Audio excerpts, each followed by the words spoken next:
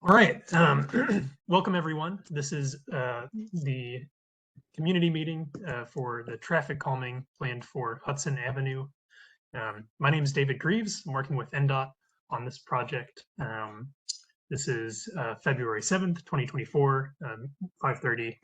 And this is a virtual only meeting. So what we're doing is recording the WebEx session, and then that will be posted to Metro Nashville's YouTube page. That way, if anyone wasn't able to attend, but still wants the information we're covering tonight, we can get it sent over to them that way. So yeah, let's just go ahead and get started. I'm just going to zoom out. What is traffic calming for anyone who has not experienced this program before? The neighborhood street traffic calming is for residential streets. So most commercial districts we leave out, any like really high volume roads, certainly no like interstates or state highways. This is really intended for neighborhoods. You focus on physical solutions to encourage lower speeds. We do that over what we call significant lengths. And what that means is generally we don't want projects that are just like one block when we could focus on more of a corridor, because we've observed that the measures that we put in place are more effective along a street rather than in one particular spot. And then the primary goal of the traffic calming program is really speed reduction. There are 3 E's of traffic calming. Those are education, enforcement, and engineering. Education is kind of what we're doing here now, talking about the program, educating you all on why traffic safety is important and sort of the results we're going for.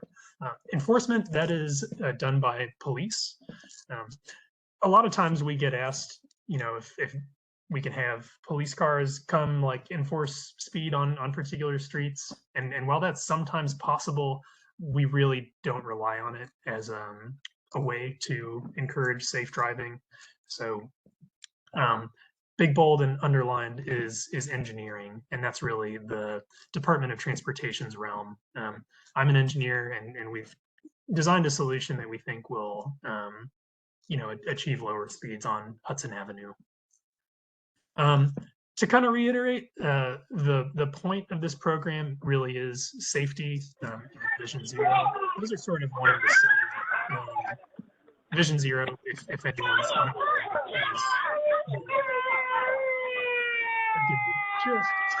Someone needs to mute. Okay, I think they are muted. I also see a hand up. Does 3863 Hudson have a question? No, I don't have a question at this moment. Okay, great. Yeah, just so everyone knows, feel free to put questions in the chat. I'm also going to pause a couple times during the presentation to just take any questions. So, either of those work just fine for me, whatever you all would like. So to circle back, the reason this program exists is to promote safety, and ultimately Nashville would like to see 0 fatalities or serious injuries on our roadways. This infographic is from the Federal Highway Administration and essentially boils down some research that was done that shows the faster a vehicle is traveling, if it were to hit a pedestrian, the lower that pedestrian's chances of surviving. So at 25 miles an hour, the speed where most neighborhoods have their speed limit set, it's actually pretty good chance. Certainly 11% when we're talking about death is too high.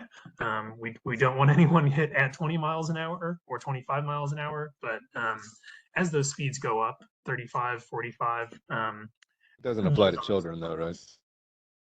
No, yeah, this is adults. Children, for obvious reasons, are much more vulnerable when it comes to being struck by vehicles. But not to get too in the weeds there, but this is really just to emphasize why we're here and why we think it's important.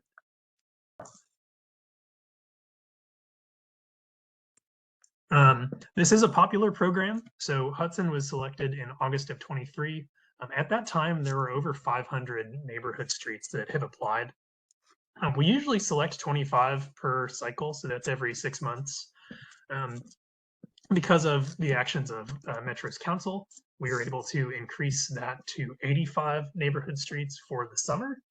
So y'all are in a small pool relative to 500, but a larger pool relative to the normal pace of things.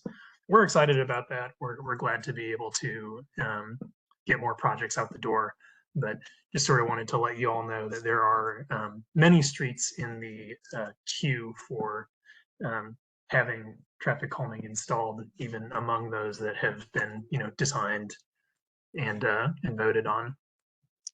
So there are a few things that the traffic calming program can do, and there are all kinds of things that don't really fall into our court.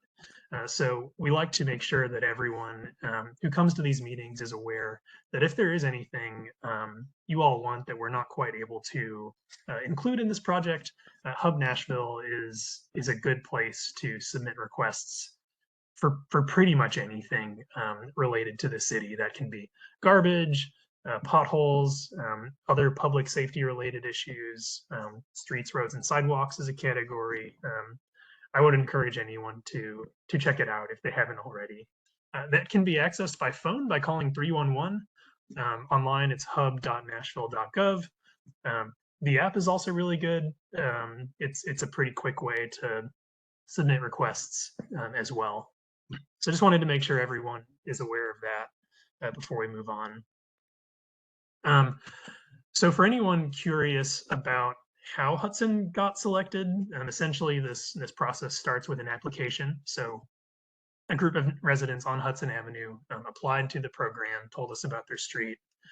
We then go out and collect some data about any streets that apply to the program. That'd be speeds, volumes. Volume is just how many cars are driving on a road in a particular interval of time. And then we'll also look at historical and geographic data like pedestrian and cyclist accidents or crashes, injuries, fatalities, as well as things like whether or not a sidewalk is there or are there schools nearby, parks, that kind of thing. Those all get put into this big pie and weighted as different factors. And we can kind of see here there are two obviously large pieces of that pie, and that is the vehicle speeds and volumes. The reason that we consider those so heavily is because those are really the two things that generate the danger we are seeking to address. So we like to consider the other three factors, but ultimately, if a street is experiencing high speeds and high amounts of cars, that's usually enough to tell the story that a street might benefit from some traffic calming. So that is everything we're covering generally about the program. The rest of the presentation is going to be specific to Hutson. So I usually like to pause here and just kind of take any questions that may have come up so far. And if it's something we'll cover later, I'll let you know. Well, I'm at 3876, and my comment is that, yes, I do understand that the speeding is getting very ridiculous over here. And it did not used to be like that, but now you see people going up and down the street 40 and 50 miles an hour, even though y'all have the 25 miles per hour speed limit. They do not abide by them. And that's my comment on that. Yeah. Thank you for letting me know. That is right in line with what we observed. So the street data that we're looking at here on the slide, that is reporting the 85th percentile speed, and that's 39 miles an hour. The 85th percentile, that works kind of like the median. So it's not the middle of the pack, but it's like 15% of people went faster than that and 85% went slower. I will say for a 25 mile an hour street, 39 miles an hour is very high. I have a feeling that was probably the main factor in Hutson being selected. So we are really sorry to hear that speeding is this serious on Hudson. The else is actually pretty low for a traffic calming street. Usually we see between 1,000 and 5,000 as a street. So the fact that it's only 356, we can observe that you're not having tons of cars drive every day, but some of the ones that do are going pretty fast. The good news is y'all have been selected, so there's no the only way that traffic calming wouldn't happen is if residents didn't vote to have it. So we do understand that you're experiencing speeding. It is a problem, and we'd like to do something about it. David, I'm not exactly sure how this is structured, or but I just have two comments. Sure. One, I just wanted to throw out there that Hutson is a very short street, so the volume per day might be a little low, but that's probably because we're not a very long street. The other thing I would like to point out, if there's any way to quantify this, is that our street is excessively hilly. So much so that, I mean, it is very tempting for people to, well, you're in traffic. I'm sure you are familiar with the term thrill hill. There's one in my hometown in Manchester. And so people are just loving that hill, for starters, I think. So I don't know if there's any way to collect data on those couple of things. Although, so yeah, we have a less volume because we're shorter. And we also have this huge hill. I mean, people come here to sled. I mean, it's ridiculous. So I'm just going to throw that out there. I don't know if there's any way to capture that data, but I just wanted to offer up those two comments. Yeah, I appreciate that. The way we collect data, we basically put out a device that measures speed, and then that device also counts the number of cars. So that data is what we're seeing here. But yeah, like I said, the decision to include Hutson in the group of projects that are being proposed has been made already. So we've done a design, and we're here to talk about it. So there's no concern that like Hutson would not be considered or anything like that, if that makes sense. Are you going to show us your proposals for the design Yes. during this meeting? Okay. And like where Yep. they'll be located or where they're proposed to be located? Yes. Yeah. We can talk about that in a few minutes when we get there. Everyone cool with me moving on? All right. So this is the map. Basically, this is a screenshot of Nashville's traffic calming tracker. The purple lines are streets who have applied. Green lines are streets who have been selected but not constructed yet. And then blue dotted lines are streets where traffic calming has been installed. So we like to show this to kind of give neighbors some context, like who else in their neighborhood has asked for traffic calming, who else has got it on the way. But then importantly, if anyone wants to sort of see what it's like to go over speed cushions, if they're kind of curious about what this project looks like in real life, I think it looks like Jones Avenue is probably the closest one to Hudson. So if you went west on Hart and then left on Jones, you'd find some vertical measures to experience yourself if you'd like. So this is the section where we talk about some of the tools we have in our tool belt. I'm going to kind of highlight some thoughts on them, and then we'll show the concept that we've got prepared. As many people know, the traffic calming program's bread and butter is speed cushions. Essentially, these are modular rubber. They reduce impact to emergency vehicles by providing some gaps on the sides of the cushions. The thinking being 6 feet wide, that's the width, is a little more than like a fire truck's wheelbase or an ambulance's wheelbase, but they generally can shoot that gap okay without having to slow down too much.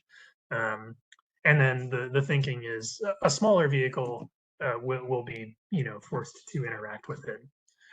So we choose these because unlike speed limits or striping or signs that tell you how fast you're going, these aren't optional. So whether you like the rules or don't like the rules, you have to go over this. And generally these encourage folks to slow down. They come in a variety of lengths. So kind of shortest to longest is like most extreme calming to most lax. Basically, we'll put 7-foot cushions on streets that are already pretty slow, but we want to go slower. 10.5 is sort of the standard middle ground, and then 14, that's more for streets with higher volumes, where we want people to be going a safe speed, but not slow down to really excessive levels. There's also speed tables. We have this slide in here. I don't really like that we have it in here because we kind of don't use these on any road that we think could be important to emergency vehicles. We use them sometimes, and there are projects around Nashville where these were installed. I haven't proposed these on Hutson, just because it is kind of a longish stretch of road. It's certainly not extremely long, as was noted earlier, but the last thing we want to do is hamper our emergency services department's ability to respond to the things that they're in a hurry to get to. Now, I've mentioned that these work really well, but how do we know? There has been plenty of research conducted on vertical measures around the United States and other countries nearby. Canada actually sort of took the lead on piloting these sorts of things, and that goes all the way back to the late 90s. Nashville has, in the last several years, installed a lot of speed cushions and tables. So they took it upon themselves to kind of study, in the Nashville context, how do these work? And they were pleased to find out that the results were similar to what was expected based on the national data. So what we're looking at here is the average speed and the 85th speed. I kind of covered what the 85th is, but essentially it's just like the median, but higher up. It's resistant to being skewed by, like mailmen going really slow, or if someone was going extremely fast in that top 15%, how fast they're going doesn't really affect how fast the 85th percentile is.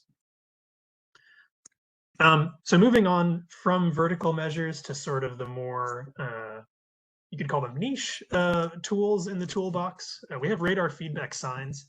So these essentially are accompanying a speed limit sign, and the idea is it tells you this is how fast you're supposed to go, and then below, how fast are you going.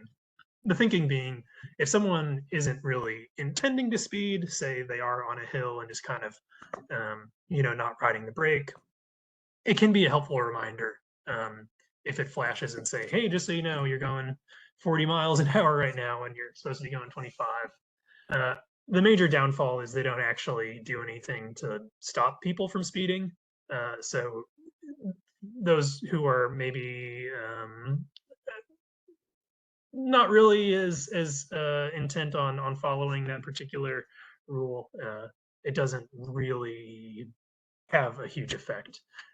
We do like to mix these in areas where if we can't provide like a good speed cushion design, maybe that's due to grades or to curves. We'll rely on these to sort of do the best we can, but they're not the first option, I guess, is what I'm getting at. We can also do narrowing. So if a street was perhaps excessively wide, narrowing a street with white edge lines can do a little bit to sort of psychologically make a road feel smaller. And there's some research that shows that can reduce speeds as well. The more space we have to drive, the more comfortable we are going a little bit faster. And if we perceive less space available, it's, it's harder to go as fast. These are sort of another thing that fall into the category of they don't really physically do anything, so we don't like to rely on it as like a primary solution, but in certain instances we do mix it into the strategy. Bulb outs and chicanes. These are two treatments that are meant to address like really wide roads in pretty specific ways. So Hutson is about 20, I think I saw it was, 25 feet wide. I know it varies quite a bit, so I think it's 25 feet wide in some spots and maybe a little narrower in others. These are generally to for roads that are a little more like in that 30 to 40 foot range. And bulb outs are for intersections. So basically, if you have an intersection that's really wide, big radii, we can do bulb outs to sort of tighten that radius up, shorten the crossing distance that a pedestrian would have to interact with. And they're pretty well suited to like more of a flat kind of grid-like environment, whereas the two termini of Hutson, one of them is Hart Lane, and I think Maplewood or Maple Crest, something like that, is the other. I wouldn't say either of those intersections are so big that we would expect like them to induce speeding or like speeding around the turns. So it's not something we've recommended on Hutson. And then finally, the traffic circles. This is another implement that is really only suited for like large intersections. So there are a couple of these around Nashville, but we don't do them often. And I wouldn't say that Hutson has a good opportunity to implement one of these. Here's the concept. I will kind of just pause and let people observe it before we take too many questions. But basically what's going on, each of these yellow trapezoids is a set of speed cushions. They look kind of like the image in the top corner there. And yeah, we're proposing a few. We've got kind of a weird spacing going on. As you all mentioned, Hutson is very hilly, and there is a maximum grade that cushions can be installed on. So what I've done here is kind of found the crests of hills and the sags of hills, and tried to slide the cushions so that they are in those kind of opportune spots. So I will say there's a spacing that's considered like ideal for traffic calming speed cushions. We weren't quite able to get to that number for a 25-mile-an-hour street. But what we're looking at here is sort of as many as we could put in given the constraints that Hutson has. So with that, I guess I can pause and take any questions. Would love to give more information as anyone would like.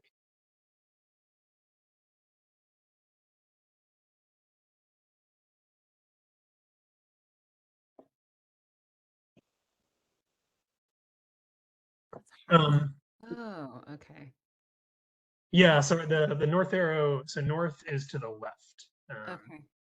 Yeah, it's always sort of a middle ground, like zoom in enough so we can see what's going on, but sometimes that leaves out context that is helpful for orienting. Yeah. Well, it sounds like we don't have too many questions. I'll say that makes a little bit of sense. This is a pretty standard, straightforward design. I mean, definitely straight, as we can all see. But if anything does come up, feel free to let me know. I'm happy to come back to this slide at any point. This is how the program works. So this flowchart basically outlines left to right how this project is going to move through the program. We're that red circle, the neighborhood meeting. And essentially the next step is design. So we have actually gone to Hutson, taken measurements, sort of gotten the lay of the land. The construction plans for Hutson will be basically this, but more detailed. So we'll zoom in, have a couple of sheets that show, like exactly where does that cushion go and exactly where does that cushion go. But that's kind of more useful for like the contractors that go and put the cushions in. So that's the next step. The kind of important part of this slide and in this part of the meeting is considering whether or not we want to have a second meeting to sort of recap all of what we've talked about so far, and then take a closer look at those final plans. If we do, what we'll do is get that scheduled with Councilmember Parker and the applicants. It'll probably be a little while. We basically need to get it on the schedule and then send mail, invite everyone again, make sure everyone gets those mailers, have the meeting. Or what we can also do is just go straight to the online ballot. And what that would entail is basically just getting a postcard that says, hey, it's time to vote. You'll go onto Nashville's website where the plans will be posted for anyone to review. And then, you would submit a ballot that says either, yes, we'd like to have the project, or no, we'd prefer not to. Great. So I see one comment that is not supportive of a second meeting. I guess personally, I think that makes sense. Usually I like to have a meeting two if feedback from meeting one is gonna like change the design or the concept. But I don't think we have enough flexibility here to really do too much besides what we've already seen. So anyway, okay, I'm seeing a lot of support for not having a second meeting. I'll assume that's the case. If anyone feels strongly otherwise, by all means speak up. But with that, we can kind of go into the next steps sort of section of the presentation where we detail a little more about what that ballot is gonna look like. So like I mentioned, voting happens online and you'll be sent a postcard. Those postcards will all have a unique ID code. So essentially you'll get this in the mail, scan the QR code or type in that website. And then you'll type in the code that's on the postcard to say, yes or no. Voting is open for 6 weeks. So that should be plenty of time. I don't think we've had really many instances of people wanting to vote after that 6-week time limit, and NDOT has sort of set that up as like the, if you can't vote in 6 weeks, like that's just the line, I suppose. One important thing to know is this project will move forward if 66% of people who vote respond yes. So it's not 66% of everyone who lives on the street. And basically what that means is, if 2 people say yes, one person says no, that project will succeed. Let me pause and read these questions and address them. So is there any way to expedite the project? I think the main way is to just go ahead and get the ballots out to you as soon as possible. It sounds like everyone is okay with that. So what I'll do is prepare that list and those codes either late this week or early next week, and then we'll get mail out to you pretty soon. Okay. I think I have addressed the percentage of residents question. So it's just 66% of the votes is passing. Is there any way to vote if we don't get our mailer due to being out of town? Yes. So we will send all of these mailers to everyone on Hutson Avenue. We'll also let the council member know when that mail has been sent. So they'll be able to communicate, kind of when that voting period starts. And we have the list of people who should be getting that mail. So if someone is out of town and thinks, oh, I think I've got mail, but I can't access it, you're welcome to email me or the NDOT contact, and we'll be able to look you up on that list and share the information you need. It is a little bit more of a hassle, but we're happy to accommodate that.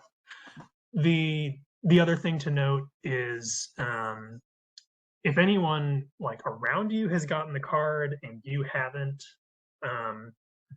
you know, they don't always show up at the same time, but say like, you know, you're 2 weeks into the voting period and you don't want to keep waiting around for your card. It's fine if you email me and just ask like, hey, I want to vote. What's my code? Again, happy to do it. Okay, so I see how to ensure votes aren't given to Airbnbs, etc. That's an interesting question. What we don't do is anything to manipulate who is voting.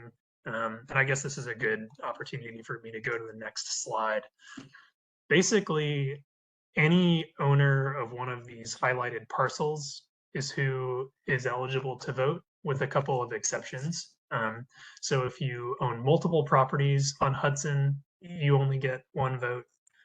If a property is unoccupied, vacant, etc., we'll exclude them from the list as well.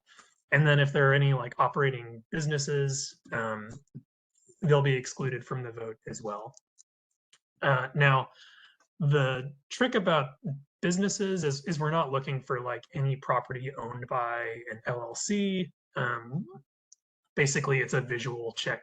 So like, is this a house or condo that someone could be living in? That would be thumbs up. Vacant really means like there's no building here, or there's a building with a collapsed roof, something like that, or like this is a sandwich store and not a residence. So what that does mean is, say there is a house that is an Airbnb. The owner of that Airbnb will get a postcard sent to the address they have listed on Metro Parcel Viewer. So it won't be sent to the Airbnb, it'll be sent to like wherever they live.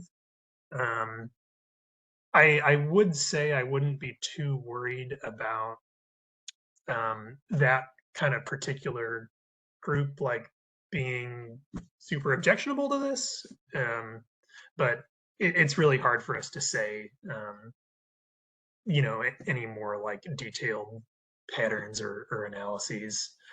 I will say most of these projects do pass by a pretty good margin. So if there are enough people on the road that feel like this is a good idea, it's pretty likely that enough people will vote yes to proceed.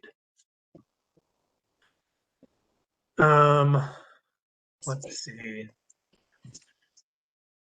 I think I covered every one of these bullet points. I'm happy to take any questions about eligibility if anyone has them.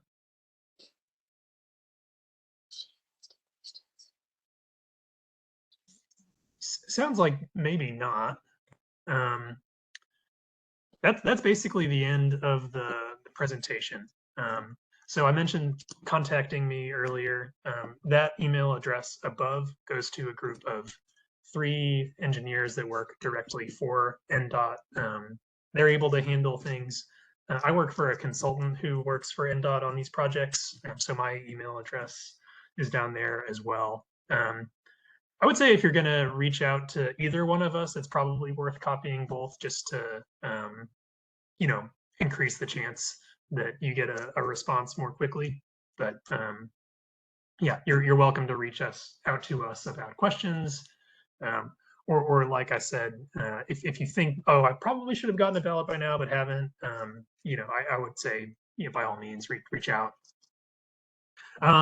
Yeah, so I have a question about the installation, and that is a dynamic situation, to say the least.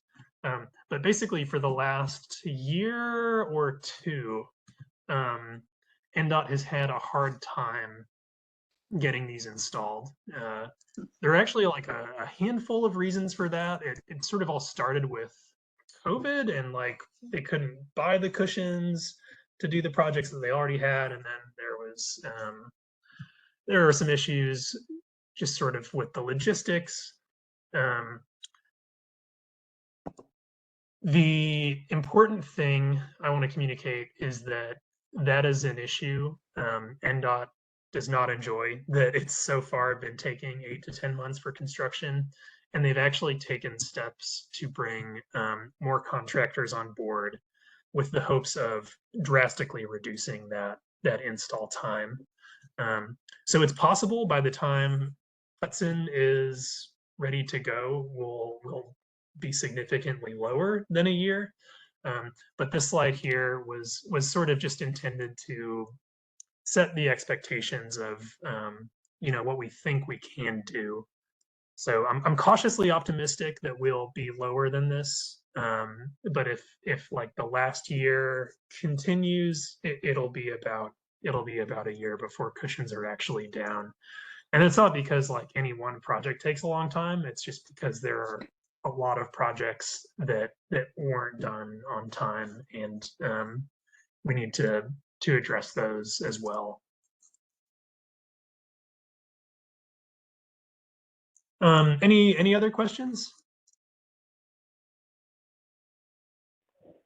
People are also welcome to come off mute too. We don't have to only throw them in the chat.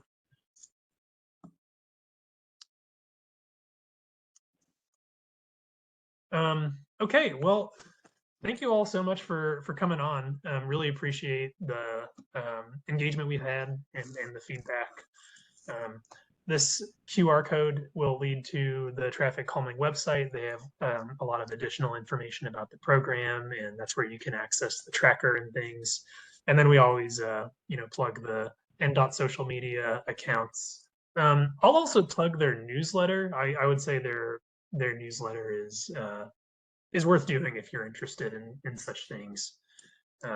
So I'm sure that can be accessed from their website. I wish I could tell you like an email to send it to, but yeah, anyway, that's about all I've got.